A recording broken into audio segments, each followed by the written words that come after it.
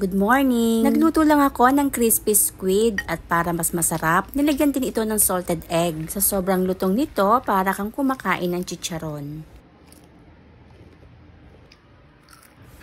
Bumili lang ako ng 3 pirasong pusit at para hindi na magsukli si kuya, kaya ayan, nilagyan pa niya ng isa para saktong 100 na. Sa pag-aalis ng balat ng pusit, hiwaan lang natin ito para mabilis na natin itong tanggalan. Mabilis lang din naman ito alisan ng balat at pagkatapos niyan, lilinisan din natin yung loob ng pusit. Hinila ko muna yung ulo niya para hindi na kumalat yung tinta at alisin na rin natin yung transparent na nasa loob ng pusit. Hugasan muna natin ito at pagkatapos, bibiyakin ko naman ito sa gitna. Alisin lang natin yung nasa loob at pagkatapos, linisan lang ulit natin itong mabuti. Yung ulo ng pusit, biniyak ko lang din ito sa gitna at pagkatapos, inalis ko yung pinakabibig niya. Hugasan din natin itong mabuti para maalis yung pinakatinta niya. Hiniwa ko lang ito ng pahalang, so depende na sa inyo kung anong cut ang gusto ninyo. Kung gusto nyo rin na rings ang pagka-cut ng pusit, pwedeng wag nyo na itong biyakin sa gitna. Pagkatapos ko hiwain ng mga pusit, inilagay ko lang ito sa isang lagayan at nilagyan ko ito ng asin. Lalamasin ko lang ito sa asin para medyo maalis ang kanyang lansa at pagkatapos, huhugasan ko itong mabuti. Titimplahan ko na rin ito ng kaunting asin,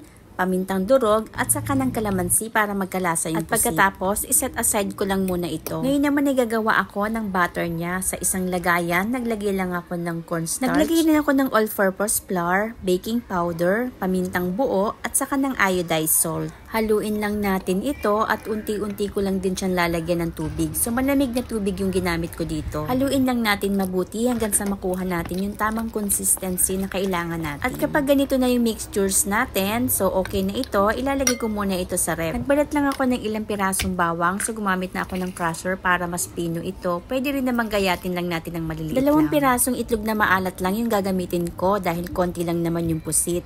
Kukunin ko lang dito yung egg yolk nito. At kapag nakuha na natin ng egg yolk, durugin lang natin ito. Sa isang kawali, maglalagay lang ako ng kaunting mantika dahil gagamit pa rin naman tayo dito ng butter. Tunawin lang natin ang butter, pagkatapos ilagay na natin ang bawang. Halu-haluin lang natin ito at kapag medyo light brown na siya, ilagay na natin yung egg yolk. Lutuin lang natin ito sa mahinang apoy lang at haluin lang natin ito ng haluin hanggang sa mawala na yung buo-buong itlog. Pwede tayong mag-add ng iodized salt kung ito ay matabang pa para sa inyo at maglagay din ng kaunting paminta. So ayan, naglagay na rin ako dito ng spring onion. At dahil okay na ang timpla nito, iset aside ko lang muna dahil magpiprito muna ako ng pusit. Ito na yung ginawa nating mixtures kanina. So ayan, haluin ko lang dahil galing ito sa ref kaya medyo tumigas pa. Pagkatapos kong haluin, ilalagay ko na yung pusit. Haluin lang natin itong mabuti hanggang ma-coat na lahat ng ating pusit.